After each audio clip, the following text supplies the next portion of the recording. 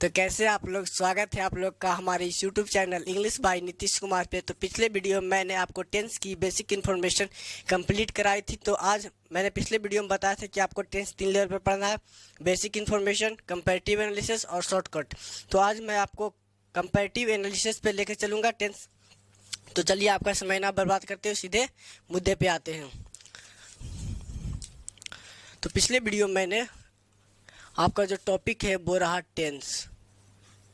Tense को क्या कहते थे? Time of action, time of action. और अभी तक के हमने टेंस की डेफिनेशन आपको नहीं बताई है, अभी तक मैंने आपको टेंस की डेफिनेशन नहीं बताई है।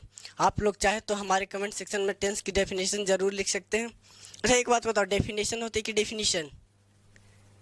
डेफिनेशन। चलिए तो सबसे पहले चलते हैं। तो मैंने इसे बोला था कि आपको ये 3 लेवल पे पढ़ना है, इस टेंस को 3 लेवल पे पढ़ना है। पहला हो गया बेसिक लेवल। क्या हो गया? Basic level. बेसिक लेवल में हम लोग आपको पिछले वीडियो में टेंस की आइडेंटिफिकेशन भी बता दी थी। दूसरा होता है आपका कंपैरेटिव लेवल, कंपैरेटिव लेवल या फिर कंपैरेटिव एनालिसिस। तीसरा होता है shortcut, shortcut level. Shortcut level, shortcut कुछ नहीं होता है। शॉर्टकट कब बनता है? जब एक नहीं 2 सेंटेंस से जुड़ता है और एक के कारण दूसरे का टेंस बदलता है, उसे शॉर्टकट कहा जाता है। ठीक है, तो पहले मैंने आपको बेसिक सिखा दिया, बेसिक में हेल्पिंग वर्ब कहाँ से आई ये सारी बताने का काम कर दिया। उसके बाद चलते हैं अब कंपैरेटिव एनालिसिस पे। तो चलिए कहानी शुरू करते हैं अपनी मोहब्बत की दास्तान। लिखते हैं comparative analysis, comparative analysis. Comparative analysis में यानी कंपैरेटिव एनालिसिस में हम लोग 2 टेंसेस के बीच में तुलना करेंगे। ठीक है, तो सबसे पहले लेके चलते हैं आपको present indefinite, present indefinite versus present continuous, present indefinite versus present continuous. आज इसकी एप्लीकेशंस की बात करूंगा सीधे। तो चलते हैं सबसे पहले प्रेजेंट इंडेफिनिट पे चलते हैं। किस पे चलते हैं? Present indefinite, present indefinite. तो प्रेजेंट इंडेफिनिट में आप लोग जानते हैं सबसे पहले क्या होता है? एक सब्जेक्ट, उसके बाद फर्स्ट फॉर्म ऑफ वर्ब या फिर फर्स्ट फॉर्म ऑफ वर्ब के साथ एस या एस सफिक्स करते हो, और इसके बाद क्या होता है? ऑब्जेक्ट होता है। क्या होता है? ऑब्जेक्ट। अब ये समझिए, ये आपका सब्जेक्ट 2 तरह से हो सकता है। ये आपका सब्जेक्ट क्या हो सकता है? 2 तरह से हो सकता है। अब इसी को अफर्मेटिव बनाना है। क्या बनाना है? अफर्मेटिव। तो या तो अफर्मेटिव कर लो या फिर पॉजिटिव कर लो, दोनों में कोई अंतर नहीं होता है। तो यहाँ पे आपका सब्जेक्ट 2 हो सकता है, सब्जेक्ट 2 हो सकता है। या तो आपका सब्जेक्ट एकदम बेसिक से उठाऊंगा, सिंगुलर हो सकता है। सिंगुलर का मतलब जिससे एक का बोध हो। या तो आपका सब्जेक्ट प्लुरल हो सकता है। क्या हो सकता है? प्लुरल हो सकता है। सिंगुलर सब्जेक्ट, तो सिंगुलर सब्जेक्ट की बात करें तो ही, सी, इट, या फिर singular name. Singular name, singular name कहने का मतलब जैसे एक नाम होना चाहिए। जैसे मैंने कहा राधिका, क्या कहा? राधिका। प्रज्ञा, ये एक नाम होना चाहिए। संदीप, ये एक नाम होना चाहिए, मतलब 2 नाम नहीं होना चाहिए। ये हुआ सिंगुलर नेम का मतलब हो गया। और तब हम लोग इसके साथ एस या फिर एस सफिक्स करते हैं। अब बात उठा कि एस, तब हम इसके साथ क्या करते हैं? एस या एस सफिक्स करते हैं। अब आपके मन में दिमाग उठा होगा क्वेश्चन कि सर एस या फिर एस किस में सफिक्स करते हैं? तो एस तो अधिकतर में आप वर्ब में, एक बात मैं आपको बताता हूँ कि अगर जो आप वर्ब में एस या फिर ये सफिक्स करते तो ये सिंगुलर बनाने का काम करता है। क्या बनाने का काम करता है? सिंगुलर। लेकिन इसी के अपोजिट कहा जाए, अगर जो आप नाउन में, क्या नाउन में एस या ये सफिक्स करते हैं तो ये प्लुरल बनाने का काम करता है। तो यहाँ तो हमें वर्ब की खेल है भाई, क्योंकि टेंस ही वर्ब है, यही बता रहे हैं। तो सबसे पहले इसको हटा देता हूँ, इस चीज़ को तो मैं लिखूंगा ही नहीं। ठीक है, तो आप किसी भी वर्ब के साथ एस या एस सफिक्स करते तो वो सिंगुलर बनता है। अब बात उठा कि एस किस में लगाना है, और एस अधिकांशता में आपको एस लगा देना है। लेकिन एस एच की एस की बात करूं तो जिसके अंत में O, double S, S H, C H, X लिखा हो, या फिर जेड, लिखा हो तो उनके अंत में हम लोग ईएस सफिक्स करेंगे। क्या सफिक्स करेंगे? ईएस। जैसे मैंने एक वर्ब की बात की गो, तो गो में आप लोग क्या जोड़ेंगे? ईएस। तो क्या हो गया? गोज। जैसे डू हो गया तो डू में आप लोग क्या जोड़ोगे? ईएस। तो क्या हो गया? डज। डू के डज हो गया, कोई दिक्कत नहीं। तो चलिए ये आपको समझ में आ गया। अब बात उठा प्लुरल सब्जेक्ट क्या होता है। प्लुरल सब्जेक्ट, सब्जेक्ट हमने बताया था आपका दो सब्जेक्ट हो सकता है, या तो सिंगुलर या तो प्लुरल।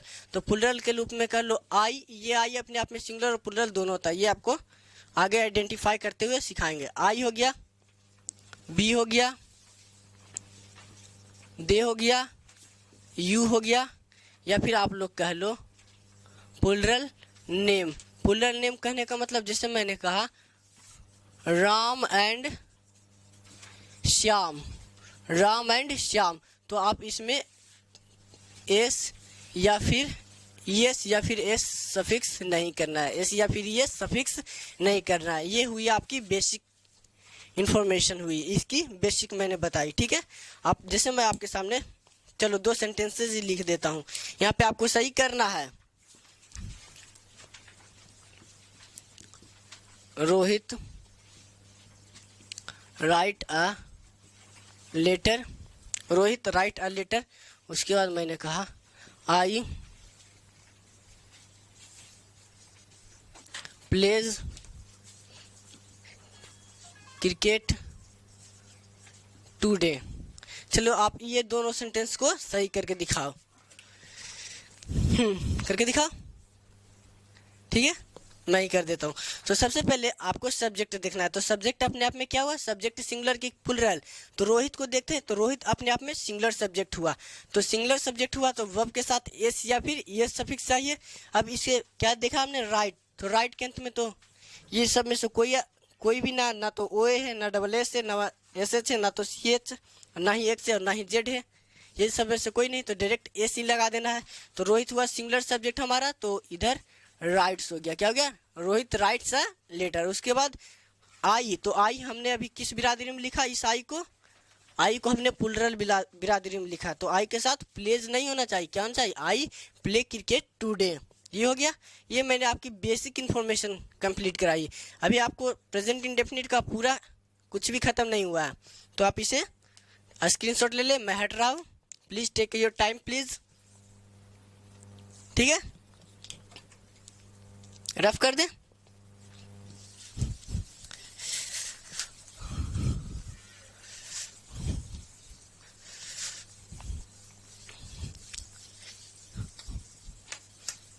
हर एक टेंस को कंपैरिजन करते हुए आगे लेकर चलना है।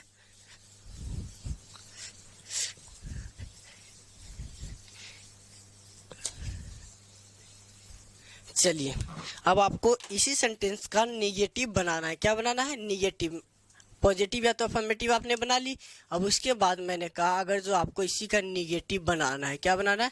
नेगेटिव। तो नेगेटिव के लिए एक बहुत ही प्यारा सा वर्ड नॉट का यूज करते हैं। किसका यूज करते हैं? नॉट का यूज करते हैं। किसका यूज करते हैं? ये खूबसूरत सा वर्ड नॉट। ये अपने आप में एडवर्ब होता है। क्या होता है? एडवर्ब। लेकिन इस चीज का जिक्र नहीं करूंगा कि ये क्यों होता है, क्यों नहीं होता है।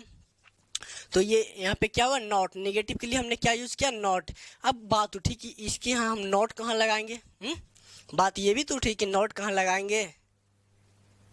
तो नॉट को जब भी लगाएंगे तो हेल्पिंग वर्ब के बाद। कहाँ लगाएंगे? हेल्पिंग वर्ब के बाद। अब बात उठी इसमें तो हेल्पिंग वर्ब है नहीं, तो हम लोग आए किसके पास? डू के पास आए। तो डू की बात करें तो डू का फर्स्ट फॉर्म क्या हो गया? Do. Second form did. Third form done. यही नहीं हुआ? तो सबसे पहले हमने लिखा इसको, इसके स्ट्रक्चर नेगेटिव की।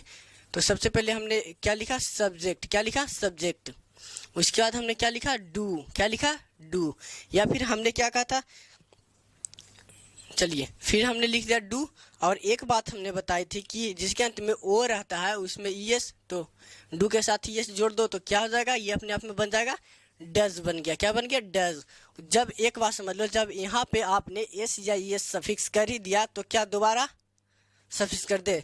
मान लिया जाए एक तरफ शादी एक तरफ मरनी है, अब दोनों जगह हंस लोगे?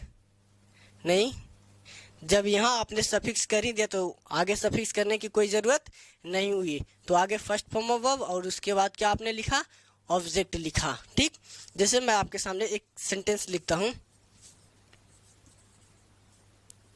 Rohit does not wins the match. चलिए आप इस सेंटेंस को सबसे पहले इम्प्रूव करना सीखें, क्योंकि आपके एग्जाम में सेंटेंस इम्प्रूवमेंट का भी आता है, जहाँ पे इम्प्रूवमेंट रहता है वहाँ पे आपको अंडरलाइन कर दिया जाता है, तो आपको इसको समझना है। तो सबसे पहले हमने कहा रोहित, तो रोहित आपका सब्जेक्ट या तो सिंगुलर हो सकता है।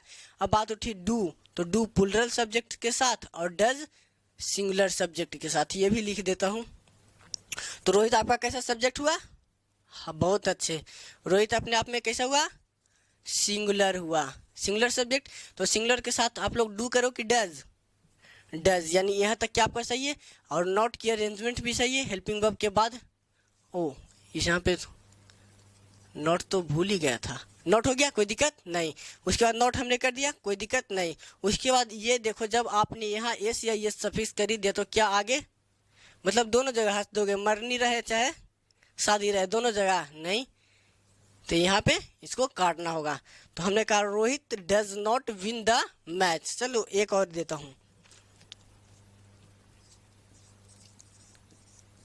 प्रज्ञा डज प्लेज नॉट टेनिस। आपको सबसे पहले इसे इम्प्रूव करना है, क्योंकि एग्जामिनर आपको कितने तरह से क्वेश्चन देगा, ये तो सेंटेंस इम्प्रूवमेंट का क्वेश्चन आता है। आपको इन सब में सबसे पहले अरेंजमेंट सारा चीज़ को ध्यान में रखते हुए, तो मैंने क्या कहा, प्रज्ञा डज प्लेज क्रिकेट टेनिस। अब इसमें आपको लग रही कि सारी चीज़ की अरेंजमेंट गलत है, क्या है अरेंजमेंट। तो सबसे पहले मैंने देखा क्या, सब्जेक्ट, तो सब्जेक्ट अपने आप में प्रज्ञा क्या हुआ, सिंगुलर हुआ, क्या हुआ, सिंगुलर, कोई दिक्कत नहीं। उसके बाद ये क्या, डज, प्रज्ञा के साथ अपने आप में सिंगुलर सब्जेक्ट, तो डज, कोई दिक्कत नहीं। उसके बाद तुरंत ही जस्ट बाद ही हमें क्या चाहिए, नॉट चाहिए। तो यानी यहाँ से इसकी अरेंजमेंट खत्म करके तो यहाँ लिख देता हूँ,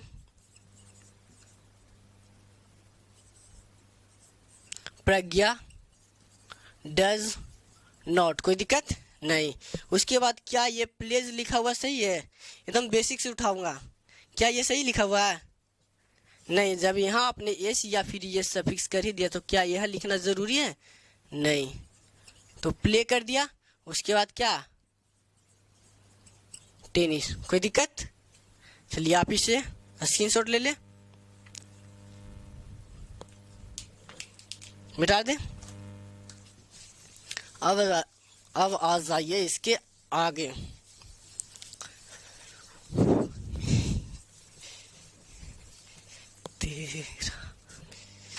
अब चलते हैं ओपन इंडेड क्वेश्चन, किसमें, क्लोज इंडेड, जिसे आप लोग interrogative, INTERROGATIV, interrogative sentence. Interrogative sentence, interrogative का मतलब क्या होता है, आपको मैंने जब फर्स्ट वीडियो में मैंने आपको इंटेरोगेटिव का जिक्र किया था। तो इंटेरोगेटिव में दो तरह का होता है। इंटेरोगेटिव क्या करने का काम करता है, इंटेरोगेट से बना इंटेरोगेटिव, ये प्रश्न पूछने का काम करता है। तो चलिए आगे चलते हैं। तो इंटेरोगेटिव में पहला होता है, वो होता है क्लोज इंडेड। क्या होता है, क्लोज इंडेड क्वेश्चन। क्या होता है, close ended question, close ended question. Close ended question का मतलब क्या गया, जिसका जवाब आप यस या फिर नो में बोल देते होंगे। जैसे मैं आपसे पूछता हूँ, क्या आपने खाना खाया, तो आप लोग कहोगे या तो हाँ या तो ना। यही। जैसे मैं आपको बोलता हूँ, क्या आज मौसम सुहावना है, तो आप लोग बोलोगे या फिर हाँ या फिर ना। तो यानी क्लोज इंडेड ऐसा हुआ जिसका रिप्लाई हमें या तो यस या फिर क्या मिलता हो, नो में मिलता हो। तो इसके स्ट्रक्चर की बात करें तो किसी भी चीज़ को लेकर रटना है, सबसे पहले लिखते हैं आप लोग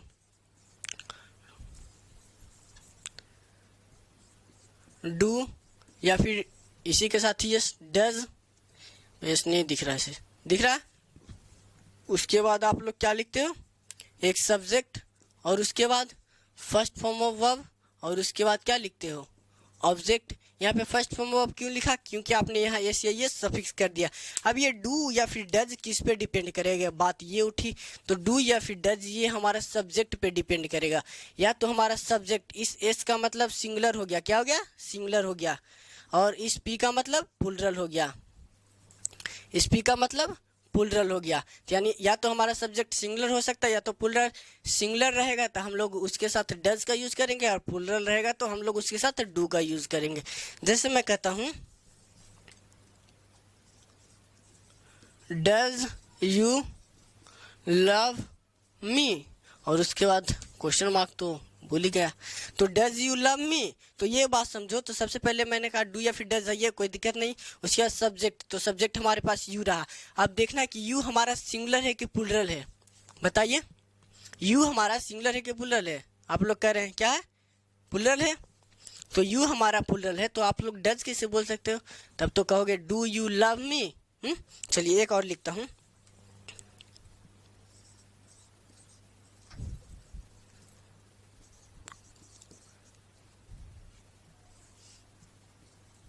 डू आरोही प्ले, क्या लिख दूं, क्रिकेट। चलो कोई दिक्कत नहीं, डू आरोही प्ले क्रिकेट। उसके बाद क्वेश्चन मार्क। अब देखते हैं इस आरोही को, देखते हैं तो आरोही क्या हुआ आपका, सिंगुलर कि प्लूरल, तो सिंगुलर हुआ। तो ये अपने आप में सिंगुलर हो, तो यहाँ पे डू की जरूरत नहीं, तो हमें क्या होनी चाहिए, तो डज होना। तो डज आरोही प्ले क्रिकेट। तो क्या मैं यहाँ, अगर जो मैं यहाँ प्लेस कर दूँ तो क्या ये सही हो जाएगा, बताए, नहीं कोई दिक्कत नहीं। चलिए आप इसे एक बार उतार लें,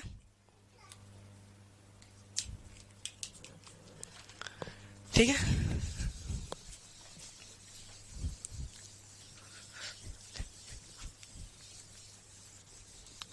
अब इसी का दूसरा पार्ट होता है जिसे आप लोग ओपन इंडेड के नाम से जानते हैं। किस नाम से जानते होगे, ओपन इंडेड।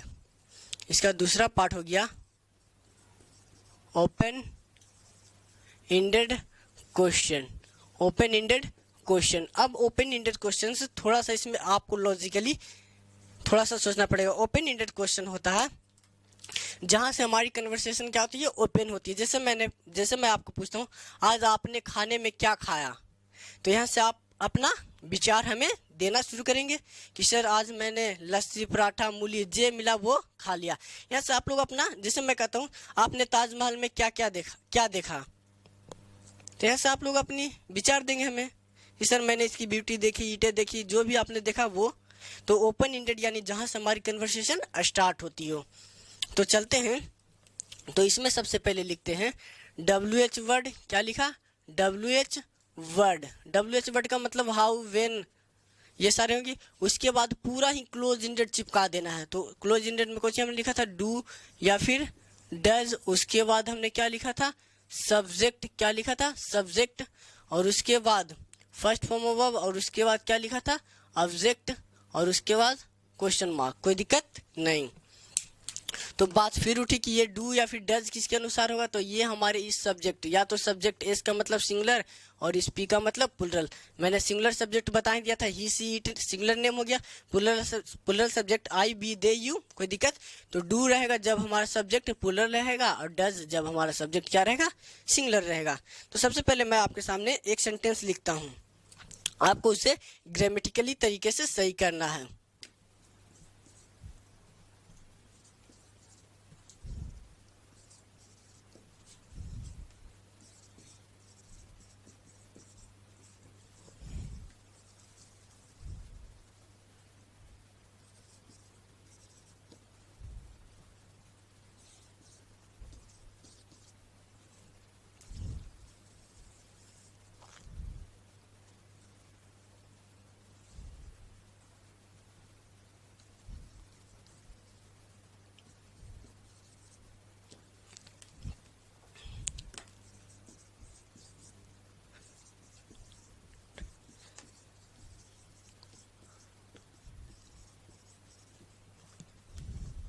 चलिए मैंने आपके सामने 3 क्वेश्चंस लिखे हैं, आपको इसे ग्रामेटिकली तरीके से आराम से सोचना है और आराम से इसे बताना है कि किस तरह से होता है। मैं आपको 1 मिनट का टाइम देता हूँ, ठीक है।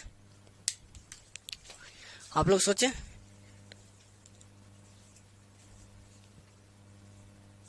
चलिए ठीक है, अब देखते हैं। तो सबसे पहले मैंने लिखा, क्या लिखा, do you eat an Apple, do you eat an Apple. तो सबसे पहले हमने देखा WH वर्ड, तो ये तो इंटरोगेटिव, तो सबसे पहले WH वर्ड के लिए मान ले जाए मैंने इसे वाई कर दिया। क्या कर दिया, चलो वाई नहीं वाट कर देता हूँ। क्या कर दिया, what. What do you eat an apple, what do you eat an apple. आप इसमें सबसे पहले आपको अनुसार मैं, ये वाट हो गया, WH वर्ड हो गया, उसके बाद ये डू हो गया, क्या हो गया, do you eat an Apple. अब मैं आपसे एक प्रश्न लिखता हूँ, जैसे मैंने लिखा you eat an Apple, you eat an Apple. तो यू ईट व्हाट, आपने क्या खाया, आपने क्या खाया। तो ये किसका जवाब दे रहा है, तो ये आपने आप में व्हाट का जवाब दे रहा है। तो आप लोग ये समझिए, हमने कहा what do you eat and what. आप जैसे मैं पूछता हूँ कि रोहन तुम्हारा नाम क्या है, तो आपको क्या मजाक कर रहे हो सर, आप मुझसे मेरा नाम भी ले रहे हो, मुझसे मेरा नाम भी पूछ रहे हो। आपने एक मूवी सोली मूवी देखी होगी, बसंती तुम्हारा नाम क्या है, ये डायलॉग था। अबे जब ते उसका नाम ही ले रहा है तो ते उसका नाम क्यों पूछ रहा है, बात ये उठी। यानी आपने किसी भी व्यक्ति का नाम ही ले रहे हो, आप उससे नाम ही पूछ रहे हो। जैसे मैं कहता हूँ सूरज कहाँ, पटना जा रहे हो, यानी बता भी रहे हो कि पटना जा रहे हो, पूछ भी रहे हो कि पटना जा रहे हो। ये तो इलॉजिकल है। तो इसी तरह के क्वेश्चन को कहा था रिटोरिकल क्वेश्चन। क्या बोला था, रिटोरिकल क्वेश्चन।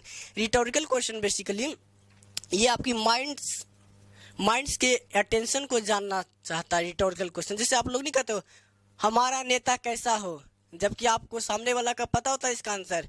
जो बोलता है कि हमारा नेता कैसा हो, तो मैं किसी नेता का नाम नहीं लेना चाहता हूँ, आप लोग जानते हैं जिसका भी नाम लेते तो ये आपका क्वेश्चन का आंसर मालूम होता है, लेकिन आप फिर भी बोलते हो। क्यों, क्योंकि सामने वाले के टेंशन को आप लोग जानना चाहते हो।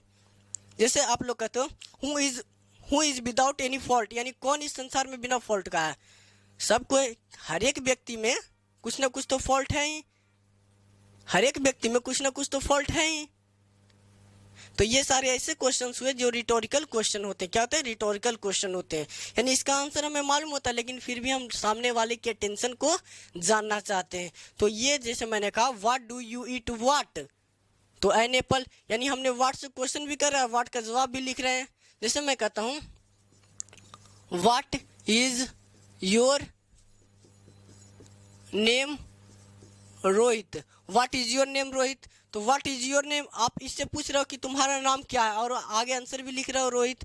तो इस रोहित को हमें लिखने की जरूरत नहीं हो। जैसे मैं आपको कहता हूँ मुझे गीला पानी पीना है, मुझे गीला पानी पीना है, तो जब पानी सर पानी बोल ही दिए तो गीला कहने की जरूरत नहीं होता है। टेक्निकली इसे कहा जाता है, वैसे तो मैंने आपको रिटोरिकल क्वेश्चन कर दिया, ये सुपरफ्लूअस का क्वेश्चन होता है। तो यहाँ पे एन एप्पल लिखना अपने आप में क्या होता है, सुपरफ्लूअस होता है। क्या होता है, सुपरफ्लूअस हो गया। ठीक है, तो व्हाट डू यू ईट, यानी आपने क्या खाया, ये हो गया। उसके बाद चलते हैं व्हाट डू यू प्ले, आपने क्या खेला, ये अपने आप में सही है, कोई दिक्कत नहीं हो गया। उसके बाद हमने कहा where does she go to Patna, मतलब मैं आपसे क्वेश्चन पूछ रहा हूँ, ये आंसर बात होगी, तो यहाँ से हमें इस टू पटना को हटाना पड़ेगा। समझ में आया। तो आज भी मैं आपको ज़्यादा नहीं बता पाया, आज मैंने आपको केवल, मुझे 15 से 20 मिनट लग गए, केवल प्रेजेंट इंडेफिनिट का थी यही एप्लीकेशन पे, अभी मैं उतरा भी नहीं और 15 से 20 मिनट लग भी गया। तो ये आराम से सीखे, तकाजे में किसी भी चीज़ को, ये जो लोग कहते हैं कि 7 मिनट 5 मिनट में टेंस सीख लो, वो हमसे नहीं हो पाएगा। एक बार आखिरी बार। तो ठीक है, अगले वीडियो में मैं आपसे मिलता हूँ। तो गुड नाइट सभी को।